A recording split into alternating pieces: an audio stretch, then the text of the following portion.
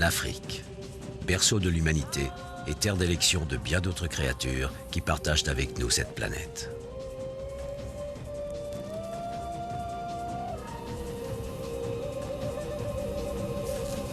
Les serpents ont conquis sur le continent africain presque tous les habitats. Si beaucoup sont inoffensifs, certains sont parmi les plus dangereux prédateurs au monde.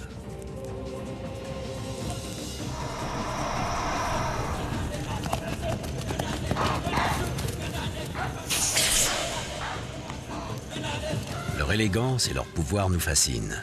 Certains hommes même les vénèrent. Pour notre peuple, les serpents sont sacrés. Seulement, nous empiétons de plus en plus sur le territoire des animaux. Et les rencontres entre les serpents et les hommes se multiplient. Au bout d'1 minute, j'avais déjà les lèvres et la langue engourdies. Et j'ai compris que j'étais vraiment en danger. Les serpents ont des pouvoirs étranges, terrifiants, parfois mortels. Tant de puissance dans une si petite créature, c'est aussi effrayant que passionnant.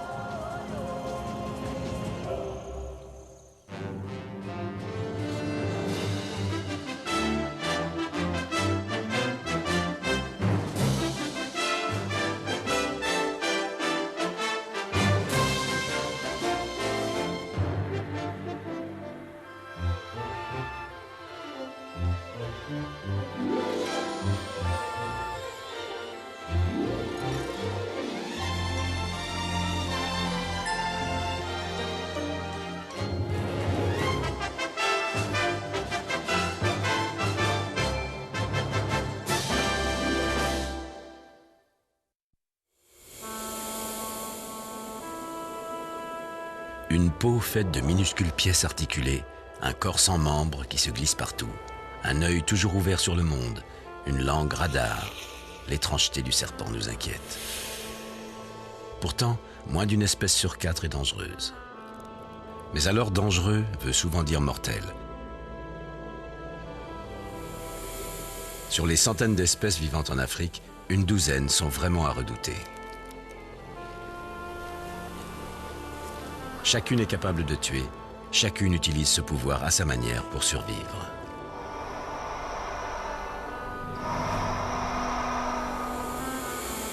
Voilà pourquoi ils réveillent en nous les peurs les plus enfouies.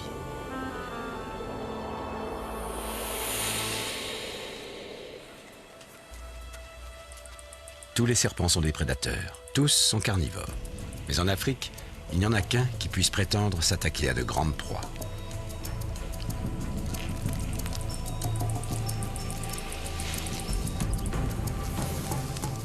6 à 8 mètres de long, 27 cm de diamètre, le python de Séba est le seul serpent africain capable de dévorer une proie de plus de 50 kg.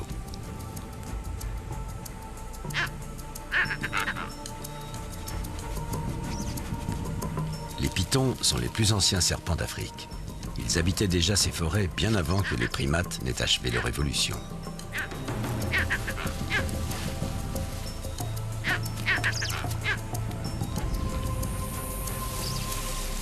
Pour repérer une proie, la vue et l'odorat ne suffisent pas toujours. Mais les pythons disposent d'un détecteur de rayons infrarouges qui leur permet de localiser, de jour comme de nuit, les animaux à sang chaud. Un jeune impala, la victime idéale.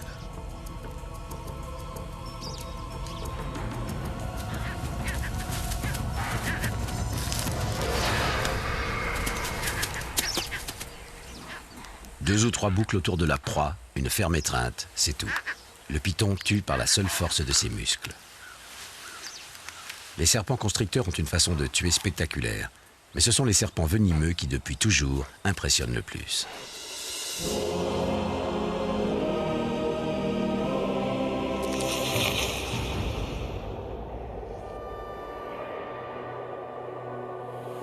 Monstre fourbe et démoniaque dans les traditions juives et chrétiennes, le serpent est au contraire en Afrique un animal sacré.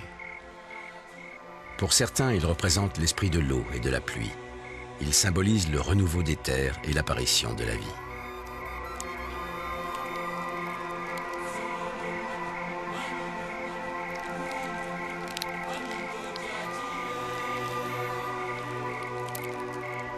Du jour de sa naissance jusqu'à sa mort, le serpent mue plusieurs fois.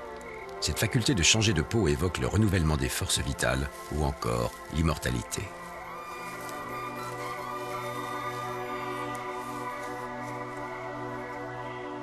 D'autres ethnies africaines voient dans le serpent un messager des ancêtres, un médiateur entre le monde des morts et celui des vivants.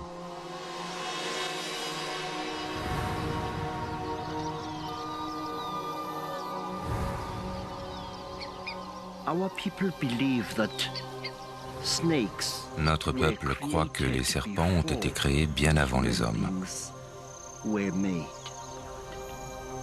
Credo Mutwa est un sage zoulou. Nous croyons aussi que chacun d'entre nous a en lui l'esprit d'un serpent.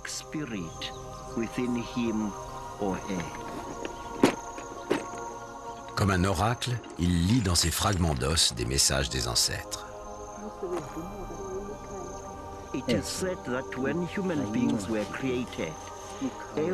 Lorsque les êtres humains ont été créés, ils se sont vus attribuer une caractéristique de chaque animal présent sur la Terre.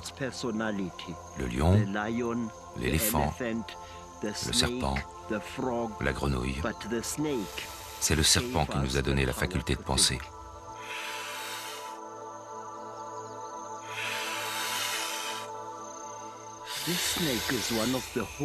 Ce serpent est un de ceux que notre peuple vénère le plus. Partout en Afrique, les serpents sont sacrés. Ils l'étaient tout au moins avant que les missionnaires chrétiens ne leur fassent une épouvantable réputation.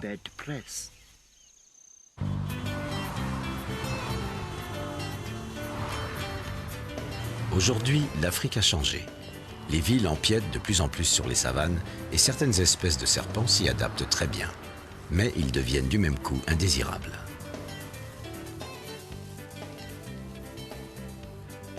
Le cobra cracheur, par exemple, a fait de ses jardins publics ses terrains de chasse quotidiens.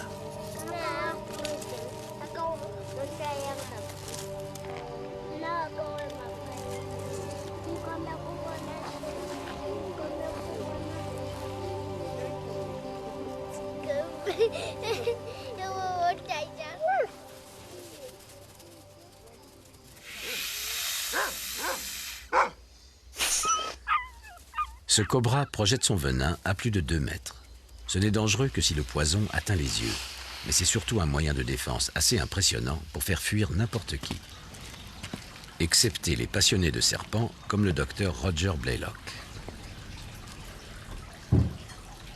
Il a soigné plus de 1000 victimes de morsures, pourtant son admiration pour les reptiles est intacte. Il a toujours chez lui des spécimens venimeux, et non des moindres. La vipère heurtante est le plus meurtrier des serpents africains. Elle fait plus de victimes chez les humains et les animaux domestiques que toute autre espèce vivant au sud du Sahara.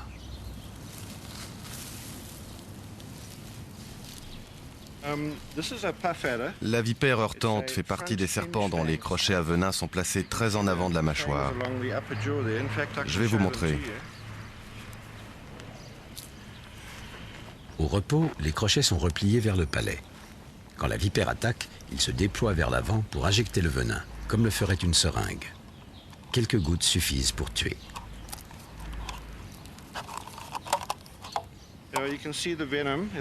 Vous voyez le venin sur les parois du bocal. C'est ce liquide jaune. Je me suis fait mordre par un serpent à peu près du même type et de la même taille qu'une vipère heurtante. En 3 jours, la plaie a gagné tout le bras. La morsure a saigné continuellement pendant 5 jours. Elle me faisait tellement souffrir que je n'en dormais plus. L'extrémité de mon pouce est nécrosée.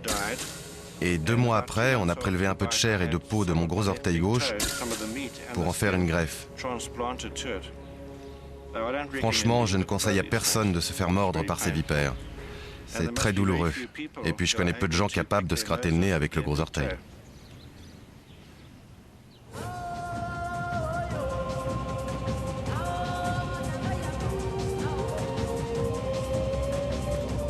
En ville, il y a des hôpitaux et des sérums antivenimeux. Dans la savane, c'est une autre histoire.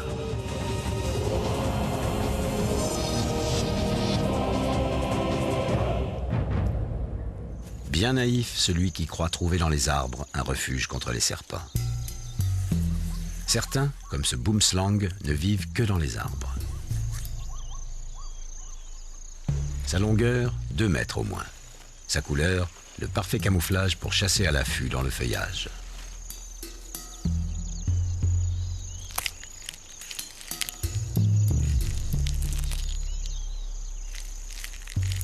Le caméléon n'est pas facile à surprendre.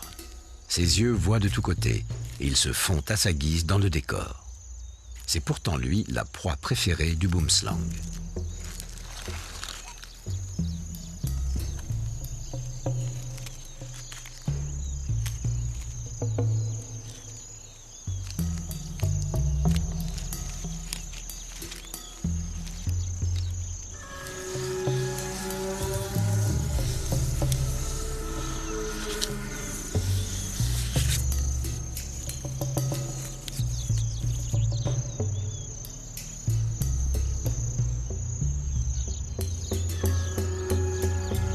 Une légende africaine raconte que les dieux avaient confié au caméléon Sananga le secret de l'éternité afin qu'il le transmît aux hommes.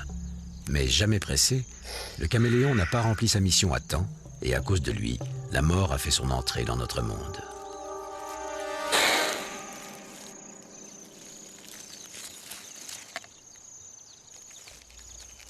Extrêmement toxique, le venin du boomslang africain affecte le système cardiovasculaire et provoque presque toujours la mort. Ses crochets ne sont pas creux comme ceux de la vipère heurtante, mais pleins et cannelés. Le venin est diffusé par ces cannelures plus lentement que lorsqu'il est injecté directement. Une victime humaine aura le temps d'aller chercher du secours. Les caméléons, eux, doivent payer de leur vie l'étourderie de Sananga.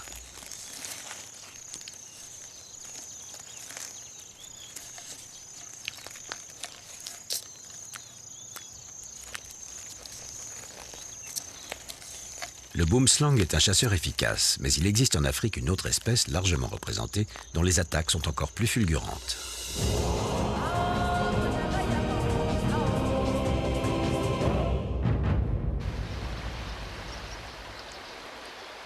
Vous êtes en Afrique de l'Ouest. Un paysage paisible, aucun danger à l'horizon.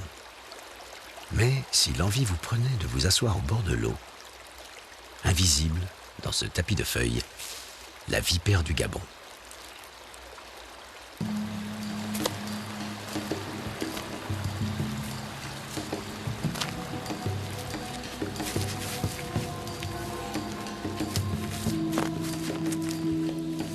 Effrayante, mais pas agressive, elle n'attaque l'homme que si celui-ci la menace ou lui marche malencontreusement dessus. Elle n'a pas autant d'égards pour les petits mammifères.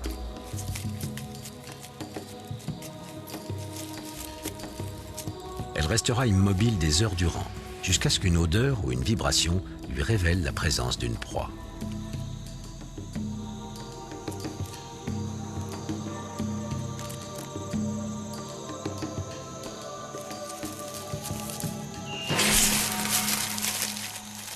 Une morsure suffit.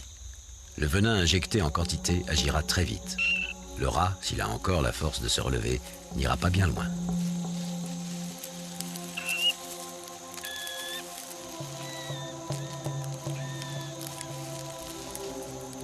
La vipère le suit à la trace, mais elle ne l'approchera pas tout de suite.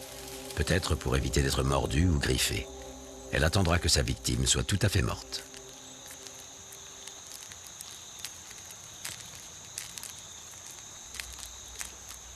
À la fois arme mortelle et agent de digestion, le venin détruit les tissus de l'intérieur. Quand ils sont bien ramollis, la vipère du Gabon peut enfin ouvrir sa bouche d'ogresse pour dévorer sa victime.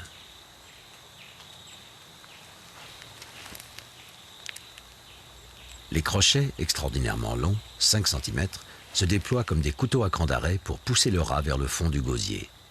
La mâchoire s'ouvre démesurément pour en faciliter le passage. Moyennant quoi, la vipère du Gabon peut engloutir des proies plus grosses que sa tête.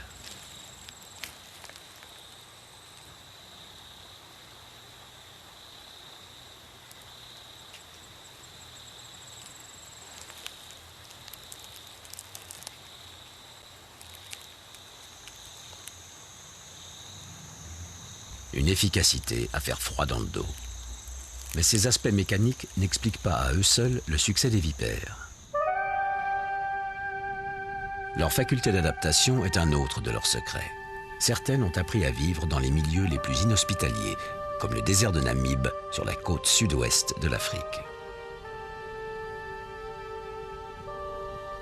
La sécheresse paraît incompatible avec toute forme de vie.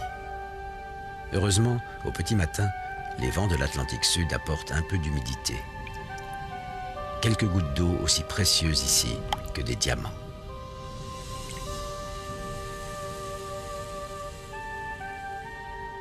À l'aube, la vipère de Peringuet cueille la rosée sur ses écailles.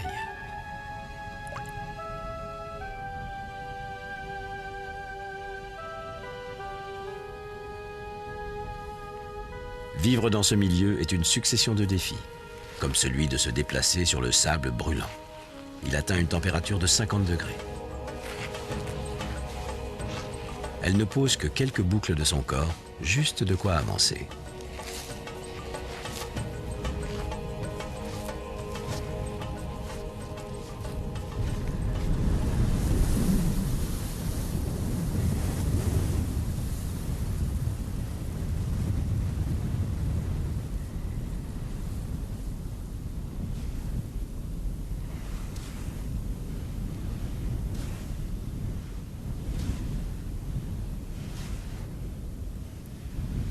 Autre difficulté, trouver de quoi se nourrir. Toutes les créatures de ce désert se cachent pour échapper à la chaleur, comme ce lézard. L'arrivée d'une vipère de Peringuet est une raison impérative de quitter son refuge. Pas plus de 2 pattes à la fois sur le sable brûlant. On n'oublie pas cette règle, même dans les situations les plus critiques. Ces scarabées sont pris de panique à leur tour.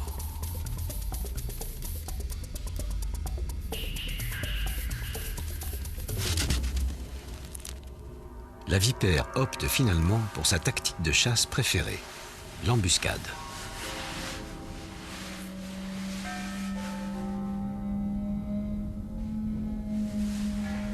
Il lui faut moins d'1 minute pour s'enterrer jusqu'aux yeux.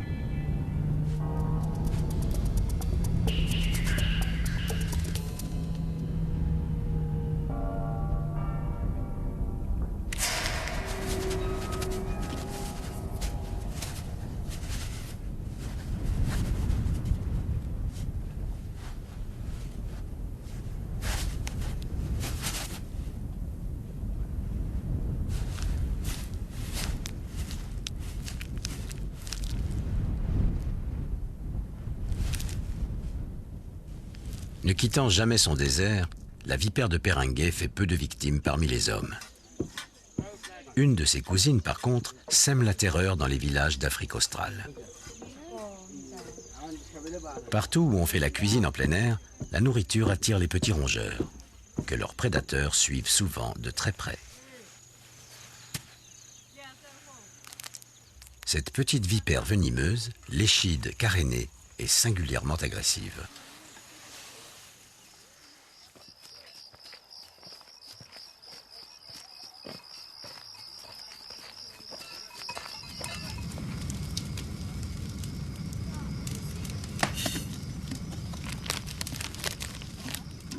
Les familles se retrouvent le soir autour du feu pour dîner, avec, quelquefois, des invités qu'on n'attendait pas.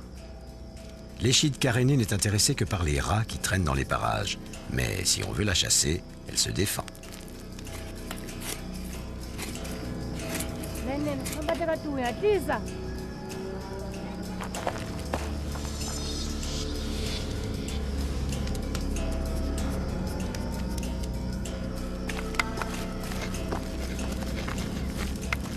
Son venin est réputé 5 fois plus toxique que celui du cobra.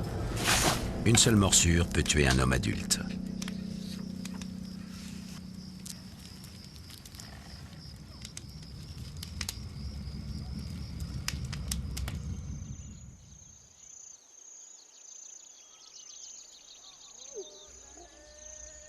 Dans les cultures anciennes, comme celle des Zoulous, on a coutume de vénérer ce que l'on craint. D'où les cultes spectaculaires voués aux vipères et autres serpents venimeux.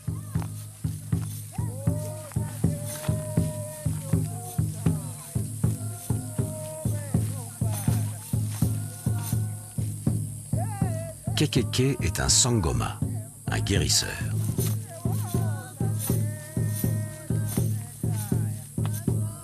Le sangoma tient ses pouvoirs des serpents qui communiquent avec le monde des ancêtres.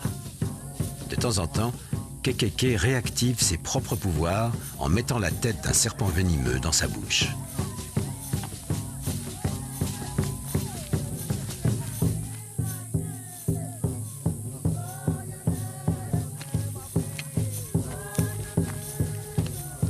Messagers des esprits, les serpents peuvent même incarner tel ou tel disparu. En faisant d'eux les héros de la cérémonie, non seulement Kekeke s'attire leur bienveillance, mais il rend hommage aux ancêtres de la tribu.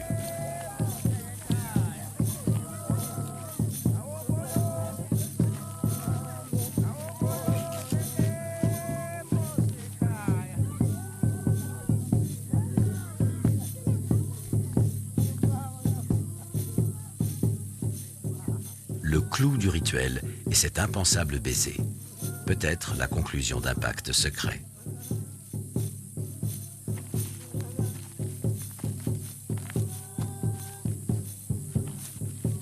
La vipère est relâchée, mais elle sera désormais fidèle à Kekeke. Il affirme qu'elle reviendra le voir dans quelques jours.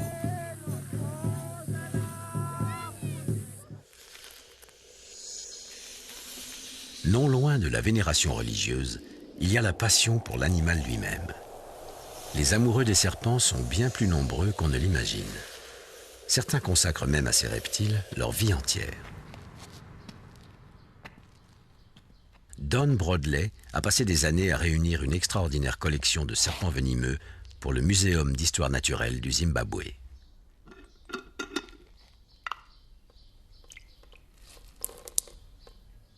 Il collectionne aussi les morsures.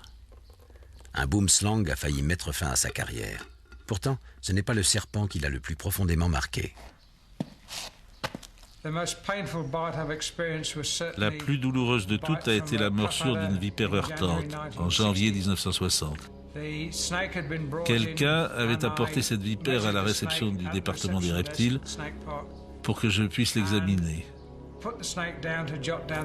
Je l'ai posée pour noter ses mensurations et à ce moment-là, elle a pivoté sur elle-même à 180 degrés et elle a sauté du comptoir et m'a planté ses crochets dans le doigt. 4 jours plus tard, il a fallu me l'amputer. La gangrène s'était arrêtée au niveau du garrot. Aujourd'hui, on n'utiliserait plus un garrot pour une morsure de vipère heurtante. Mais si je ne l'avais pas fait, je n'aurais jamais pu me servir de mon doigt. Il serait resté inerte et m'aurait gêné plus qu'autre chose.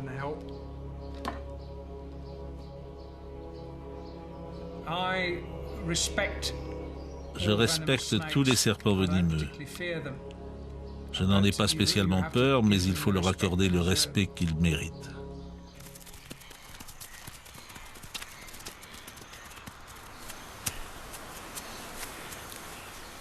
Jusqu'à présent, on étudiait les serpents surtout pour mieux connaître les effets de leur venin. Aujourd'hui, les chercheurs s'intéressent davantage à la façon dont ils vivent. En Afrique du Sud, Graham Alexander emploie les grands moyens pour les espionner. On ne connaît pratiquement rien des serpents d'Afrique. Alors le champ d'investigation est immense. On peut choisir l'espèce qu'on veut et étudier sur elle ce qu'on veut. Alexander utilise des signaux radio pour suivre un ringale africain, un serpent cracheur, cousin des cobras. Il faut d'abord installer un émetteur sur, ou plutôt dans le serpent.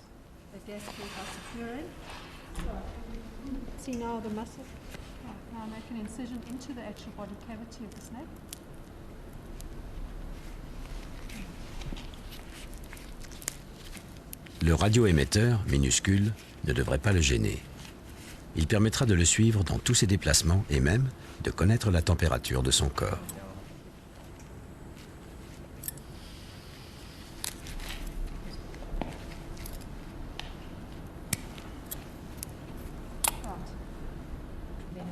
Graham Alexander a déjà équipé ainsi plusieurs ringales. Aujourd'hui, il part à la recherche d'un spécimen qu'il a relâché il y a plusieurs jours.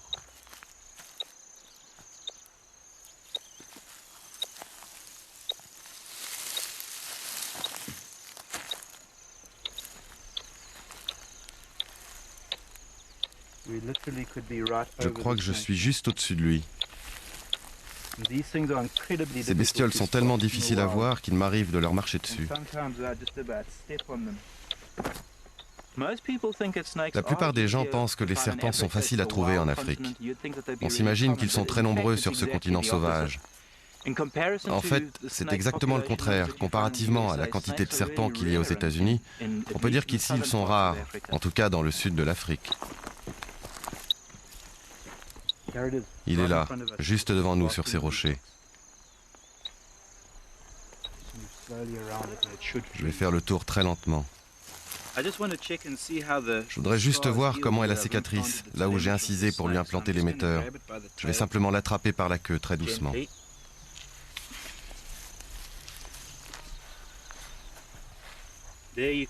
Vous voyez la cicatrice, là? Il reste encore 1 ou 2 points de suture. Ça s'est bien refermé. L'émetteur se trouve à peu près ici, et l'antenne court sous sa peau.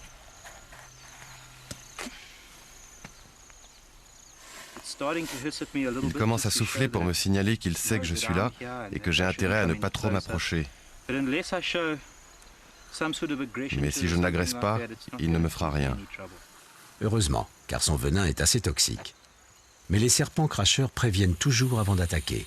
Posture d'intimidation d'abord, et, s'il le faut, projection de venin dans les yeux de l'adversaire.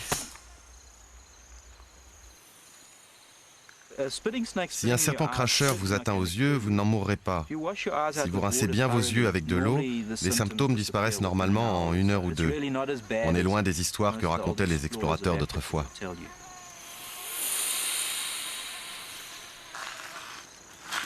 Si ces manœuvres dissuasives n'ont pas de succès, le ringal a recours à la ruse.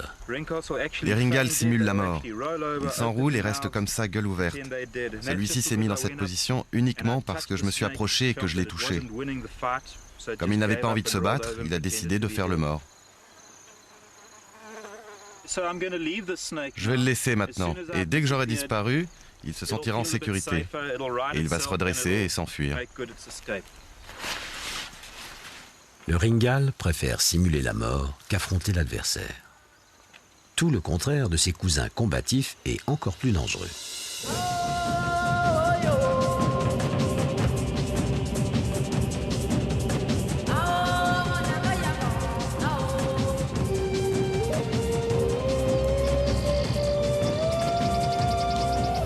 Les cobras sont doués d'une étonnante capacité d'adaptation. En Afrique, on les trouve partout. Des déserts de sable aux savanes buissonneuses en passant par les forêts humides.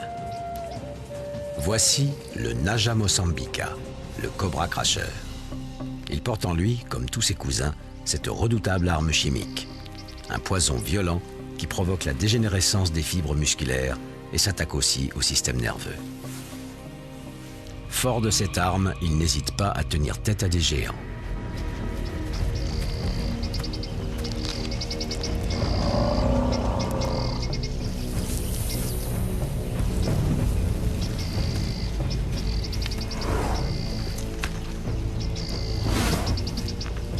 L'éléphant connaît cette silhouette. Elle est synonyme de danger. Cette première menace suffirait presque à le faire hésiter. Le cobra insiste.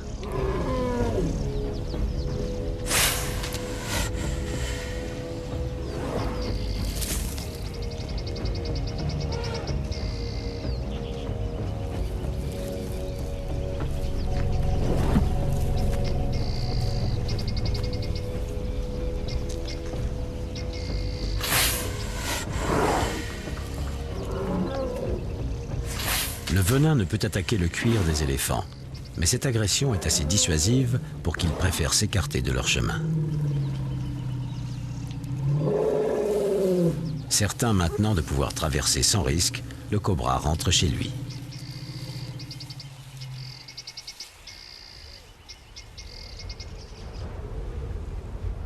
Les premières pluies de printemps viennent de s'achever. Pour les cobras commence la saison des amours. Ce cobra mâle s'est lancé sur les traces d'une femelle qui a jalonné son passage de marques odorantes.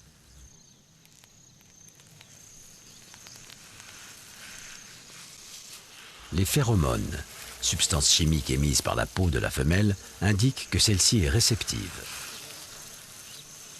La voici. Il est presque au but. Mais répondra-t-elle à ses avances? Sa première réaction n'est pas très encourageante. Et en plus, voilà qu'un rival veut se mettre lui aussi sur les rangs.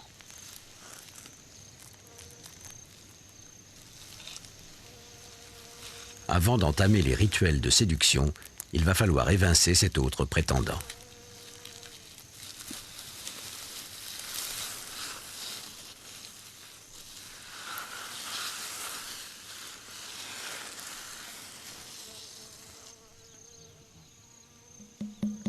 Seul un combat pourra les départager, un duel entièrement basé sur le bluff. Le but n'est pas de tuer l'adversaire, mais de l'impressionner pour qu'il abandonne ses prétentions.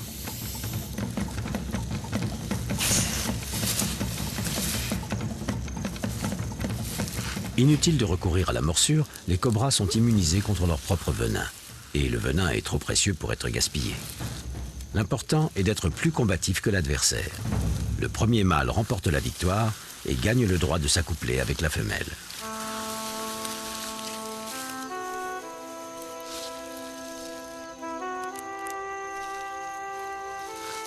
Redoutable combattant il y a quelques minutes encore, le mâle semble transformé.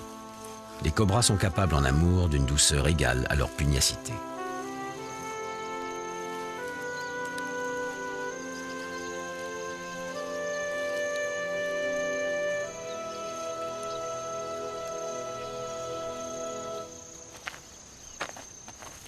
Dans la savane, on rencontre deux sortes d'individus. Ceux qui prient pour ne pas rencontrer de cobras et ceux, nettement moins nombreux, qui rêvent du contraire. Celui-ci est un cobra à capuchon, un des plus dangereux de leur grande famille. Austin Stevens ne jure que par les serpents, ne vit que pour eux.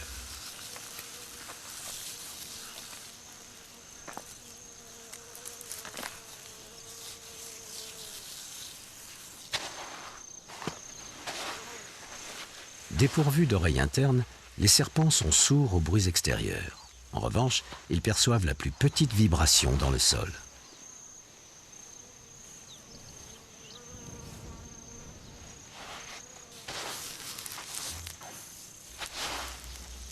Le cobra à capuchon est toujours prêt à attaquer, toujours prompt à se dresser pour effrayer l'adversaire.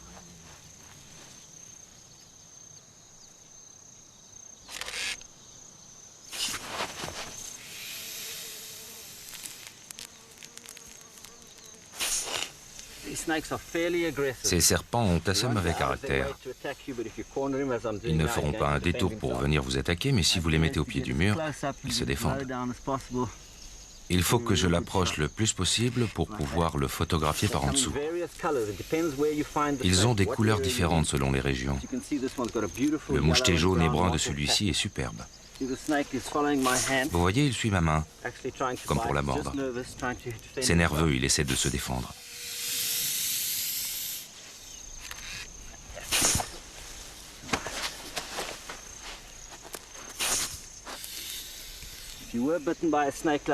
Une seule goutte du venin de ce serpent peut tuer un adulte. La mort survient en quelques heures. En quelques minutes seulement si vous avez la malchance d'être mordu dans une veine.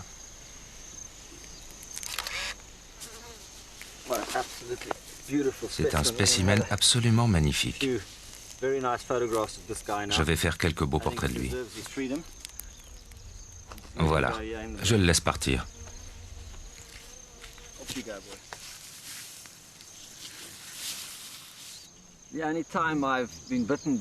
Je me suis fait mordre une seule fois par un cobra, il y a quelques années.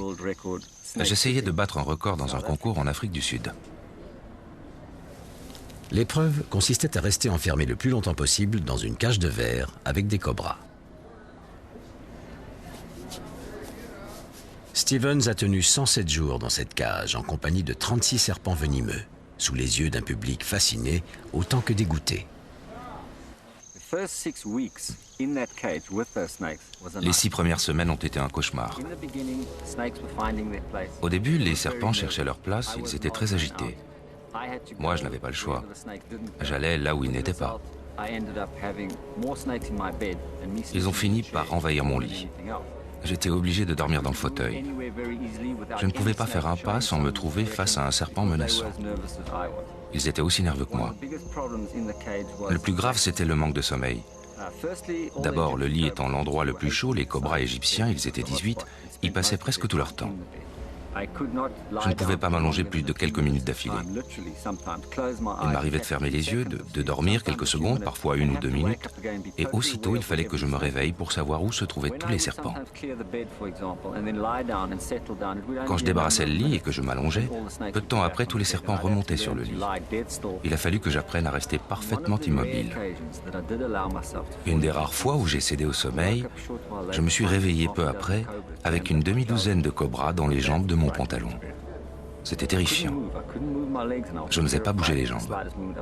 Le moindre mouvement pouvait leur faire peur et les inciter à me mordre. Austin a finalement été mordu par un cobra d'Égypte. On l'a soigné sans qu'il quitte la cage. Il a guéri et a battu le record du monde.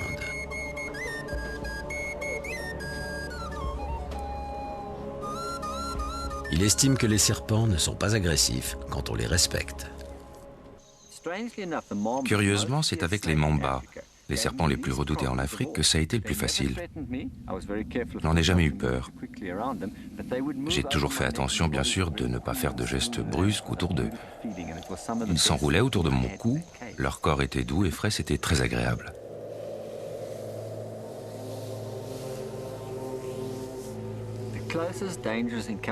Dans la cage des mambas, il n'y a eu qu'un moment pendant lequel j'ai été en danger. C'était tout au début. Je suis tombé de tout mon poids sur le mamba noir. En une fraction de seconde, il s'était dressé. Et comme je me relevais, je me suis retrouvé à 4 pattes, nez à nez avec lui. Sa tête était à ça de moi. Je voyais l'intérieur de sa bouche toute noire avec des petits crochets argentés. C'était comme regarder la mort en face. Et si j'avais été mordu au visage par ce mamba noir, j'aurais battu le record du monde du plus court séjour dans une cage aux serpents. Heureusement, j'ai réussi à rester dans cette position pendant 8 à 10 minutes, tandis que le serpent me jaugeait pour savoir si j'étais dangereux ou pas. Finalement, il a fermé la gueule et il est parti.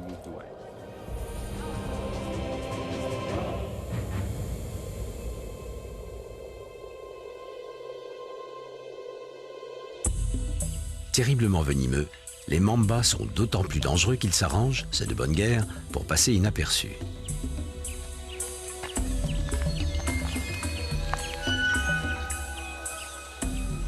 Voici le mamba vert qui ne vit que dans les arbres.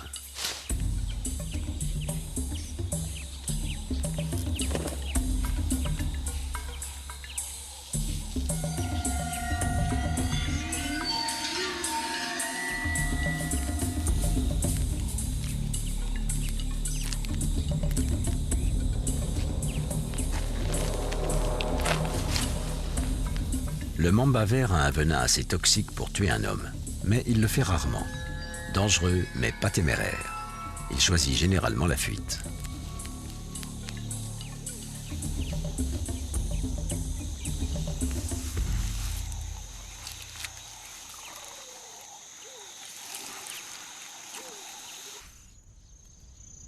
Mbobo, raconte une légende Shona, était un mamba d'une longueur terrifiante. Un serpent noir d'ébène qui avait des ailes et hantait les endroits les plus reculés. Voici l'incarnation de Mbobo telle qu'on peut la rencontrer aujourd'hui en Afrique du Sud, le mamba noir.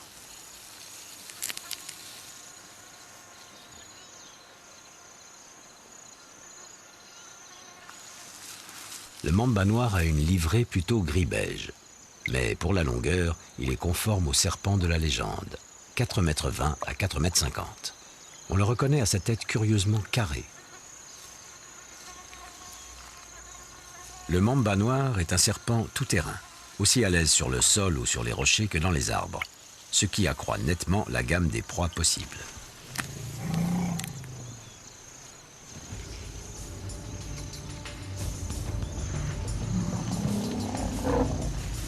Quand Quand on est condamné à ramper sur le sol, on risque à tout instant de se faire piétiner.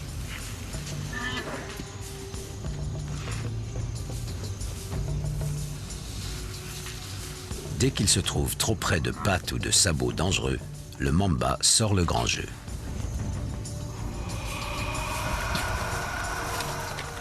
Toutes les créatures de la savane semblent reconnaître dans cette effrayante gueule noire une menace de mort.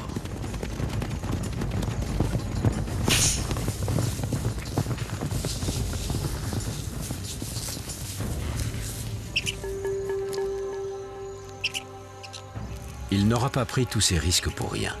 Ces gros écureuils sont ses proies favorites.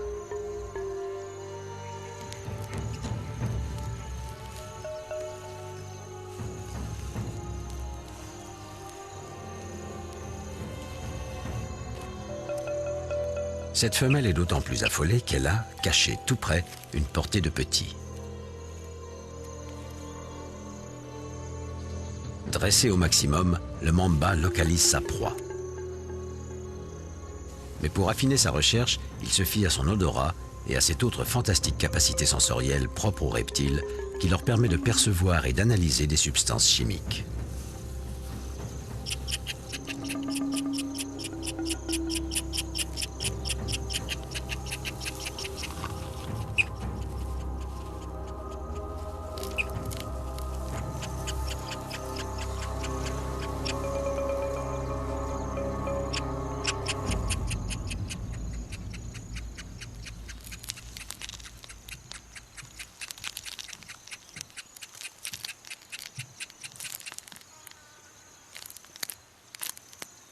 Décidément, le mamba noir incarne à la perfection Mbobo, le serpent de la légende qui hantait la savane. Devenu l'ennemi public numéro 1, il fait peur, à tel point qu'on commence à craindre que cela ne lui fasse du tort.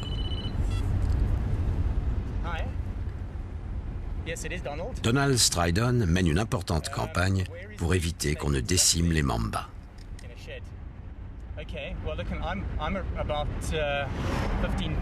Écoutez, là je suis à un quart d'heure, 20 minutes de chez vous, je peux passer.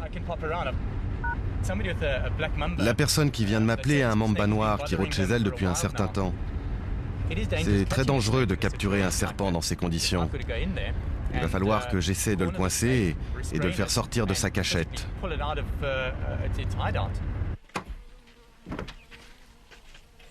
Il arrive que Donald reçoive plusieurs appels par jour. Les gens ont tellement peur du mamba noir qu'ils le confondent souvent avec des espèces moins agressives. C'est peut-être pas un mamba noir, on va voir ça. Vous ne mettez rien pour vous protéger les bras? Non, ce serait encore plus dangereux. On a essayé de le chasser, mais il s'est glissé derrière un placard. Et il n'en bouge plus. C'est pire que d'entrer dans la cage aux fauves. Le danger est là, mais caché et non identifié. Donald a déjà repéré un endroit où il pourrait se cacher.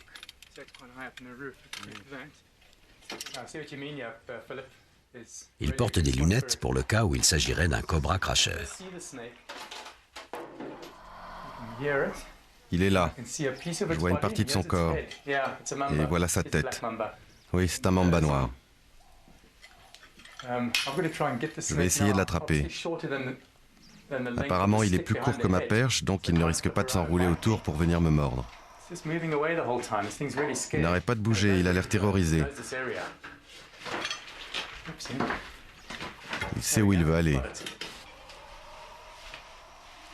Donald sait que le premier réflexe du serpent est de s'enfuir. Or, il voudrait bien le capturer et le remettre sur son territoire pour éviter que le problème ne se reproduise. Il essaie de s'enfuir. Je préférerais qu'il m'attaque franchement. Je le dis en rigolant, mais il serait beaucoup plus facile à attraper. Il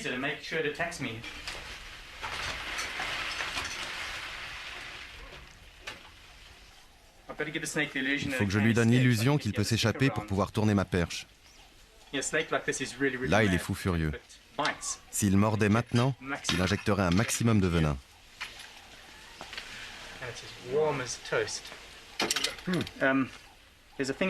Ça, c'est un truc que j'ai appris à beaucoup de mes collègues qui ont affaire à des serpents, surtout des mambas noirs. C'est de l'obliger à cracher son venin en mordant le sac. Vous voyez le venin là derrière?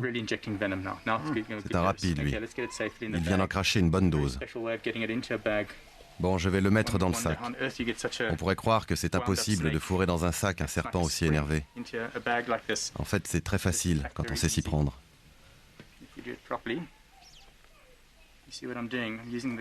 Vous voyez, je vais retourner le sac comme un gant.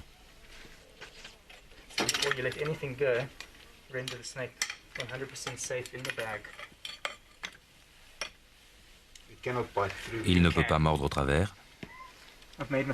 Si, c'est pour ça que je me suis fait une sorte de poignée, pour pouvoir le porter loin de moi. Voilà. On peut même le regarder à travers le tissu.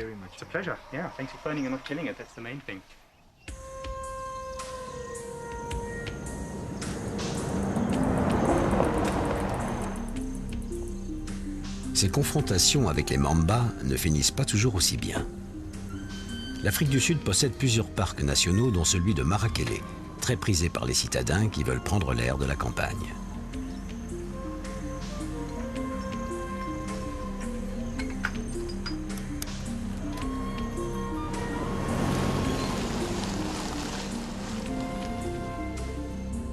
Roger Kaorauf et sa famille vont souvent passer une journée dans cette réserve pour admirer les animaux en liberté. À bord de leur 4x4, ils ne risquent rien.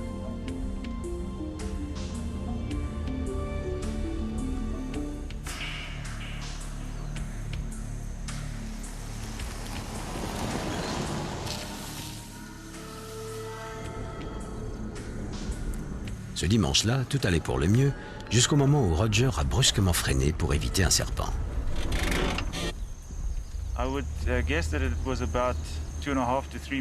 Il devait mesurer 2,50 m à 3 mètres. Il pouvait dresser un tiers de son corps au moins à 45 degrés. Et il se déplaçait très vite. Ma femme l'avait vu et nous étions à peu près certains que c'était un mamba noir. Mamba ou pas, il y a à bord un passager clandestin.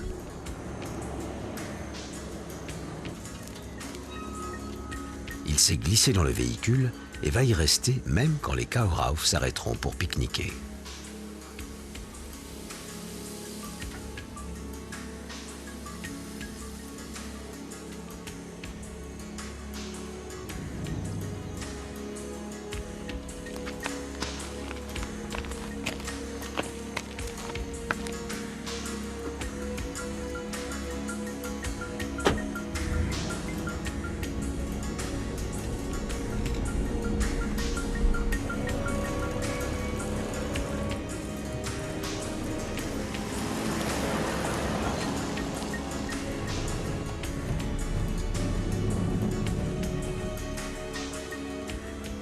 La famille a presque oublié la rencontre avec le serpent. Une demi-heure plus tard, ils font une nouvelle halte. Et quand Roger descend... Il y a un serpent dans la voiture. Il m'a mordu. C'était comme si j'avais marché dans un roncier. C'est la première image qui m'est venue à l'esprit. Ce n'était pas plus douloureux qu'une piqûre d'épingle. Si bien que j'ai pensé que ce n'était pas grave. Mais 30 secondes plus tard, je commençais à avoir des nausées.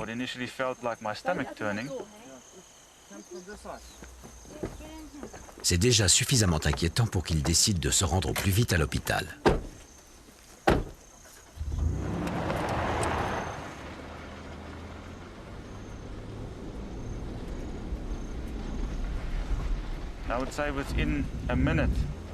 Au bout d'une minute, j'avais déjà les lèvres et la langue engourdies. Là, j'ai commencé à paniquer. Si une petite morsure à l'orteil me faisait autant d'effet, c'est que c'était très grave.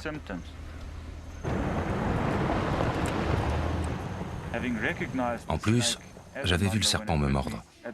Je savais que c'était un mamba. J'étais vraiment en danger. Il est dans la voiture. Les médecins devaient absolument savoir quel serpent avait mordu Roger. Si on administre à un patient le mauvais antidote, il peut en mourir.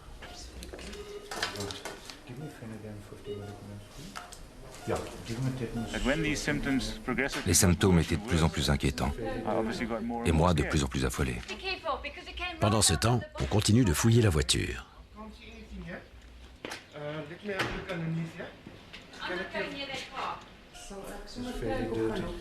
Ne sachant toujours pas quel anticorps injecter pour neutraliser les toxines du venin, les médecins commencent à paniquer eux aussi.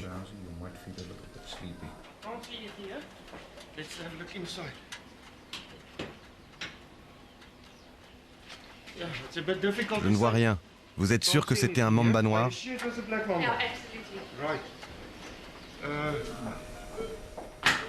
Le système nerveux de Roger est sur le point de flancher.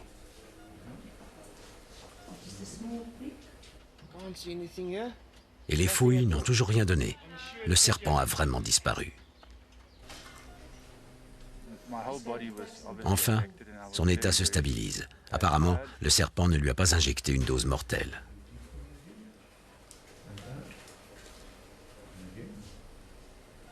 Roger Kaorauf s'en est sorti et le serpent n'a jamais été retrouvé.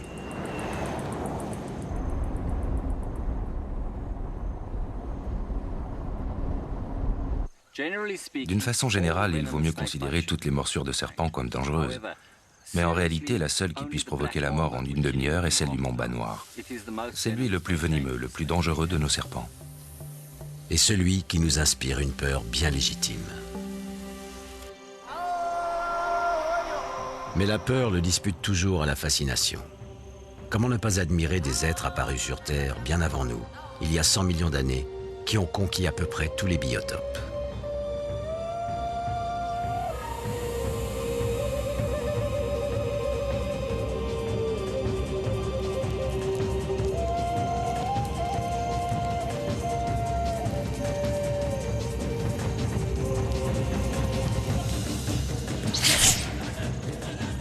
Comment ne pas se passionner pour des animaux qui, sans griffes ni dents, comptent pourtant parmi les plus grands prédateurs et qui ont le pouvoir de disparaître et de changer de peau comme les anges ou les démons?